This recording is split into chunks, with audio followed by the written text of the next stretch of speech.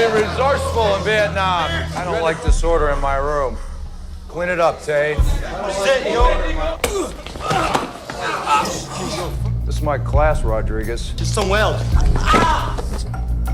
Thank you. You with me, and you will suffer my wrath. The story begins with Jonathan Shale, a highly trained mercenary and former military operative, withdrawing from a mission along with his elite team. They complete the mission successfully, but not long after, they discover something troubling. The operation they carried out was actually unauthorized. This comes as a shock, and as a result of this revelation, they are all dismissed from active duty. With no mission left and no orders to follow, the team members go their separate ways. Shale, now without a job, decides to head back home to Miami to rest and figure out his next steps. Just wait. Something will come along. The scene shifts to the sunny and vibrant city of Miami. The camera slowly zooms in on Jane Hetzko, a passionate and caring high school teacher. Jane is in the middle of conducting a class, fully engaged with her students and dedicated to helping them learn. But the peaceful classroom setting is quickly shattered when chaos erupts on the school campus. A brutal fight breaks out among the students, and it soon becomes clear that this isn't a random scuffle. The entire scene looks like it was planned in advance to target one particular student. Jane and another teacher named Mr. Sherman rush in to stop the ambush. Despite the danger, they manage to break up the fight and protect the student under attack. Surprisingly, the student they saved claims he didn't need any help. It's obvious that he's trying to protect himself from the consequences of being labeled weak. After the fight, Jane tries to talk to the student responsible for starting it all, Juan Lucas. Juan is no ordinary troublemaker. He is the feared leader of a gang called the Kings of Destruction, or KOD for short. With a firm but kind tone, Jane tries to reach out to him. She speaks like a concerned mother, encouraging him to think about his future and make better choices. With a firm but kind tone, Jane tries to reach out to him. She speaks like a concerned mother, encouraging him to think about his future and make better choices. I need you to look at me for 2 minutes, Juan. But Juan doesn't care. He looks at her with cold eyes, mocks her, and threatens her with a warning to stay out of his business. Then he walks off, making it clear that he has no intention of listening. Still shaken but determined, Jane and Mr. Sherman went straight to Principal Claude Rollet to report what happened. They urged the principal to take action against Juan and the gang, especially after Jane shares that she was directly threatened. You mean he didn't say he was going to stab me with a kitchen knife at 4:15 p.m.? No, he didn't say that. But Rollet dismisses their concerns, saying there's not enough solid proof to expel Juan. Jane becomes visibly angry and storms out of the office, telling the principal that she'll get the evidence he needs. When Jane arrives at her car after school, she finds herself surrounded by members of the KOD gang. The car's keyhole is taped shut with what looks like gum, making it difficult for her to get in. The gang members taunt and harass her, laughing and throwing insults as she struggles with her keys. Juan makes a hand sign toward her, but Jane refuses to be intimidated. She boldly throws the same sign back at him, but reversed as a form of defiance. Finally, she manages to open her car door and drives away, all while the gang continues to yell offensive comments behind her. See you later, alright?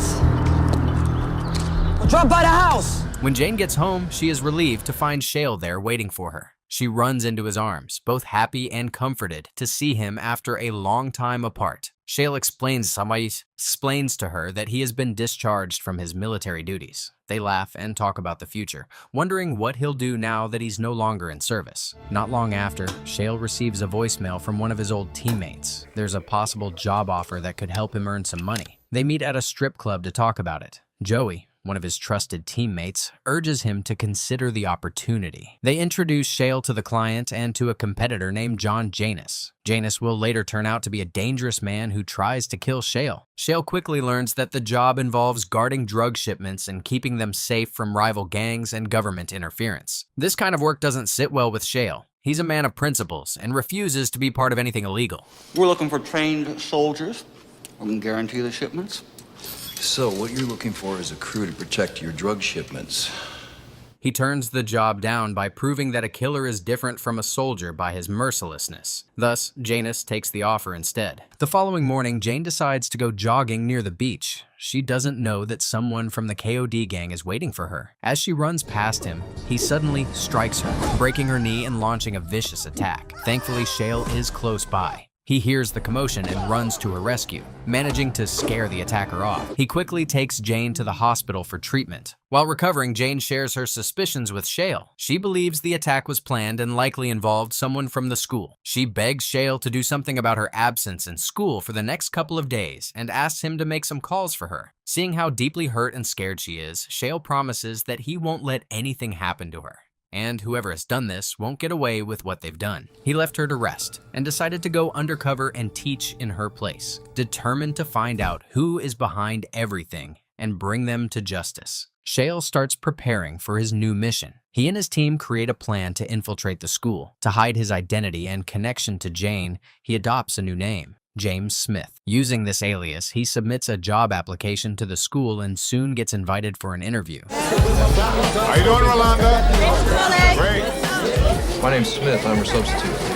Call Rolly. I'm the principal. During the interview, Principal Roll seems friendly and welcoming. He tells Mr. Smith that he will be on probation for a short period. Smith assures the principal that he will do his best to fill in for Jane. Although he appears calm and professional, Smith is focused on his hidden goal: to find the people responsible for Jane's attack and expose any corruption within the school. On his first day of teaching, Smith walks into a classroom full of disrespectful and chaotic students. The room is noisy and completely disorganized, but Smith doesn't let it shake him. Good morning, class. I will be Miss Hetsko's substitute for the next few days. He calmly walks to the front of the class and starts taking attendance. As he observes the students, he begins to understand the problems within the school. Many of the students don't care about learning, and discipline is nowhere to be found. Later, in the staff lounge, Smith meets Mr. Sherman again and is introduced to the school librarian, Hannah Dillon. They have a brief but important conversation. Sherman explains how dangerous the KOD gang is and how they've taken control of the school through fear. Hannah adds that she believes the gang might be behind Jane's attack. Wanlockers? Yeah, he's the leader of the KOD. She even hints that Principal Roll may be working with the gang, although Sherman defends Roll, saying he used to be a police officer and wouldn't do such things. Despite Sherman's defense, Smith becomes suspicious of Roll. During a private talk with the principal, Smith notices some unusual things, like the expensive gold watch Rolly is wearing, which doesn't match the salary of a school principal. Their conversation becomes a quiet battle of intelligence. Each man tries to test the other, throwing out careful comments to see how the other reacts. By the end, Smith comments if Claude ain't afraid to wear that watch around here. But Claude makes his point by demonstrating how he established dominance over the students. This watch was a gift from the Junior League. Anyone trying to take this watch is going to have to take this off. Give a little demonstration. The meeting ends with Rolly hinting that power is more important than justice, which only deepens Smith's doubt. That night, Smith reconnects with his military team and outlines a new plan to secretly observe the school. They will install cameras and watch the movements of KOD members to gather real evidence. Some members of the team are hesitant at first, but eventually, most of them agree to help. The next day in class, Smith begins a lesson on the Vietnam War. As he turns his back to write on the board, a student named Tay throws a crushed soda can at him. With lightning-fast reflexes, Smith catches the can in midair and throws it back, hitting Tay right on the forehead. The students are stunned. Tay gets up, ready to fight, with his classmates cheering him on, but Smith easily defends himself. He twists Tay's arm and pins him down without using excessive force. Then, Smith walks up to another student named Rodriguez. Earlier, he had noticed Rodriguez carrying a sharp ice pick. He calmly asks him to hand it over. When Rodriguez refuses, Smith grabs his hand and twists his finger just enough to make him drop the weapon. This sends a clear message to the rest of the class. He's not a teacher to mess with. From that moment on, the classroom becomes silent. You with me, and you will suffer my wrath. Smith takes control and begins teaching, earning their respect. Tay and Rodriguez later go to the nurse and report what happened to Principal Rolle. Rolle quickly sends the school's security guard Marvin to Smith's classroom. But when Marvin arrives, he finds something unexpected. The classroom is quiet. The students are sitting attentively, listening to the lesson. Marvin is confused and returns to Rolle with the update. Surprised by the change, Rolle decides to hold off on any punishment and waits for the class to end before taking further action. As the classroom session unfolds, the atmosphere grows tense. Lacoste, the leader of the notorious KOD gang, tries to get under Mr. Smith's skin. He leans forward with a mocking tone and asks if Smith has ever been shot before. The question is meant to intimidate, but Smith remains calm and unshaken. Later that day, Smith keeps an eye on the school through hidden security cameras installed earlier by his teammate Skids. As he watches the monitors closely, he spots Principal Claude Roll walking purposefully toward his classroom. Reacting quickly, Smith puts everything in place to appear normal. When Rolla enters the classroom, he immediately brings up a serious concern. Some students are planning to file lawsuits against Smith. Roll demands that Smith apologize to avoid being fired. But Smith, well-versed in legal protocols, points out that he can't be terminated without proper procedure. He reminds Roll that firing a teacher requires at least 2 weeks' notice. His firm stance unsettles Rolle, who wasn't expecting resistance. On the other hand, I want to be fair. You go ahead and take your 2 weeks. Growing suspicious of Smith's confidence and composure, Rolle decides to dig into his background. He orders a full investigation into Smith's credentials. However, what he finds are fake documents and false records, intentionally planted by Smith and his team as part of their deep cover operation. Later, Smith drives Jane home. As she enters her house, she discovers a heartfelt letter from some of her students. The letter expresses their gratitude and concern for her well-being. Touched by the gesture, Jane begins to cry. Smith tries to comfort her, but their emotions run high and lead to a small argument. Despite the tension, both of them care deeply about each other and the mission they've committed to. The next morning, Smith returns to the classroom, ready to teach again. Juan Lacasse and his group of troublemakers swagger in late, clearly trying to provoke him. You're late, Juan. That'll be one demerit. Smith addresses Juan's tardiness, calling him out in front of the class. Juan, trying to be sarcastic, asks if he should write the word sorry on the blackboard 10 times. Smith ups the ante, demanding that he write it 100 times. Realizing he can't openly defy the teacher without getting into more trouble, Juan agrees, but not before throwing a threat Smith's way. Refusing to be intimidated, Smith shifts the mood by starting a deep and meaningful class discussion. He uses the name of Jerome, a student, to spark a conversation that turns into a powerful lesson. He asks them questions about their futures, their goals, and the consequences of their current actions. Slowly, the students begin to engage. Their defensive attitudes fade as they realize Smith is trying to make them think beyond the streets. The discussion becomes emotional and eye-opening, forcing the students to face harsh truths. After the lesson ends, Roll unexpectedly shows up again. This time, he compliments Smith on how he handled Juan. Roll appears impressed that Smith managed to keep control without resorting to violence. He invites Smith to meet him later in the day. Come by my office after the faculty meeting. We'll talk. Okay? Unbeknownst to Smith, however, Rolle has other plans. That same day, he secretly meets with Juan Lacasse to arrange a hit on Smith. They believe it's time to get rid of him for good. Fortunately, Smith is already one step ahead. He watches their meeting on the surveillance cameras and prepares accordingly. As the sun sets, Smith gears up for a potential ambush. Wearing a bulletproof vest and choosing a strategic spot in the school library, he waits silently. Juan and a group of armed thugs hired by Rolle storm into the library. A violent confrontation follows. Smith fights back fiercely, using his military skills. One by one, he takes down the attackers, overpowering them and throwing their bodies out the library window. Just when it became Juan's turn to be kicked in the ass, one of the gangs retrieved Smith's gun and shot right at him. Thankful that he is saved, Juan orders him to kill the librarian and split their way. Just when the attackers had thought they had killed him and moved to the woman, Smith shows he is very much alive.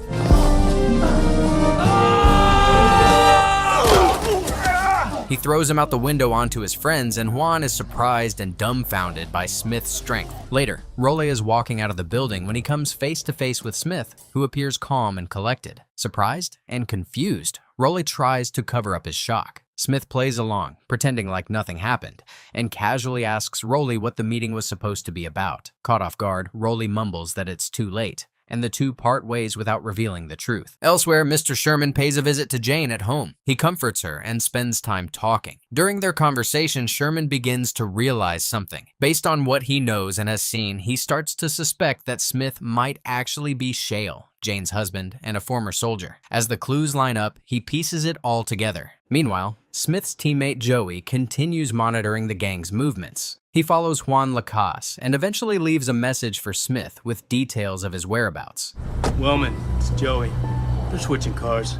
Later that evening, Smith returns home. Jane, still emotionally shaken, confronts him. She has figured out his secret identity and knows his true purpose at the school. She tells him that she learned everything from Sherman. Smith doesn't deny it, Instead, he opens up to her. He explains that he believes Rolé is working with the KOD gang and that he's committed to taking them down to protect the students and restore the school. The team continues their surveillance of the gang. One day, Joey calls Smith and tells him to head to a location near the port. He believes a major drug deal is about to take place. Smith arrives, and together they observe the KOD negotiating with buyers. Once the deal is confirmed, Smith and Joey launch a surprise attack. Get on the ground, on your faces, arms out of your sides. Let's go! Smith focuses on the gang members while Joey handles the buyers on the boat. In the middle of the chaos, one of Smith's teammates, Holland, who had earlier disagreed with the mission, orders another man named Bull to take Smith down. A brutal fight breaks out between Bull and Smith. It's intense, with both men exchanging heavy blows. Eventually, Smith knocks Bull out. Seeing Smith's determination, the opposing teammate changes his mind and decides to help. Together, they defeat Bull, seize the drug money, and toss the remaining drugs into the ocean. I knew you'd come back.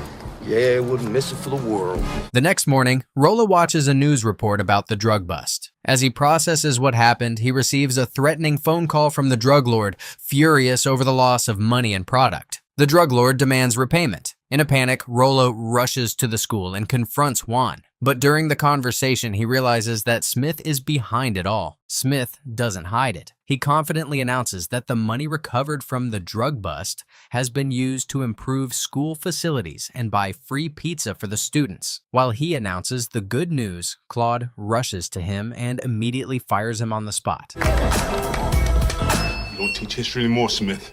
You are history. However, Smith's actions earn the admiration of other peoples, including the students and Mr. Sherman, who now fully supports Smith's mission. Sherman offers to help more directly, but Smith warns him to be cautious, especially because Rolé might be working with the enemy. Sherman wants to believe in Rolé's innocence, but his judgment is clouded by loyalty and trust. Later that night, Smith once again becomes the target of a violent attack. The gang members connected to the KOD, as well as their corrupt allies, grow desperate to eliminate him because his undercover work is exposing their illegal activities. In the darkness, Smith narrowly escapes a planned assassination attempt. Gunshots ring out and Smith's car is drifted into a nearby house, but his military training and quick reflexes help him avoid serious injury. At the same time, Mr. Sherman, the other teacher who supports Smith and works against the gang, becomes caught up in dangerous criminal dealings down in the school basement. Sherman tries to gather evidence on the gang's illegal drug operations and their influence over the school, but he is ambushed by Juan and Tallis, the gang's key criminals deeply involved in the drug trade. Tragically, Sherman is murdered during this confrontation, and the principal is the one who did it with his own hands. Smith is putting you away! Smith's dead, Darryl. Drive-by, very ugly. You're a liar! His death is sudden and brutal, shaking everyone who knew him. Luckily, a student witnesses the killing and later shares what they saw, providing crucial information to Smith and the authorities. The next morning, news spreads quickly through the school and community. Rolé, the corrupt school principal secretly working with the KOD, had already spread false rumors that Smith was dead after the attack. Many teachers and students mourn his supposed death, fearing the worst for the school's future. Who died? You did, sir. However, to everyone's shock, Smith appears at the school alive and well. His unexpected return causes confusion and fear among those involved in the gang's operations. Smith's survival is a clear sign that the corrupt forces will not win so easily. With tensions at their highest, Smith confronts Mr. Wolfson, another member secretly supporting the drug dealing by KOD gang. Smith challenges Wolfson about his betrayal and involvement with the gang's criminal activities. The confrontation is tense, revealing the depth of corruption inside the school's leadership. Tell me about Glades and Rolé. God, I'm enjoying this. Meanwhile, the KOD retaliates by launching a violent attack on Jane's home. The gang members break windows, shout threats, and try to intimidate Jane. One student in particular who witnessed Sherman's murders was looking for Smith to tell him what had happened, so she visited his home along with her classmate. However, Juan also takes them into the house and taped their mouths shut, awaiting for Smith's arrival. Smith arrives just in time, but the gang still don't know it's Shale. They unknowingly let him in, but after his initial few attacks, he is overpowered by them. He couldn't help nor escape the scene, and Juan makes the call to his bosses to let them know Shale and Smith are the two sides of the same coin, aka the same person. When hearing this, the boss ordered him to finish him off for once and for all. This violent retaliation shows how far the gang is willing to go to maintain control and silence anyone who opposes them. Shortly before he was about to shoot, Juan heard the doorbell and told Jane to take care of it. It was her landlady, and while she convinces her to go away, Shale uses the chance to stab the man next to him on the leg.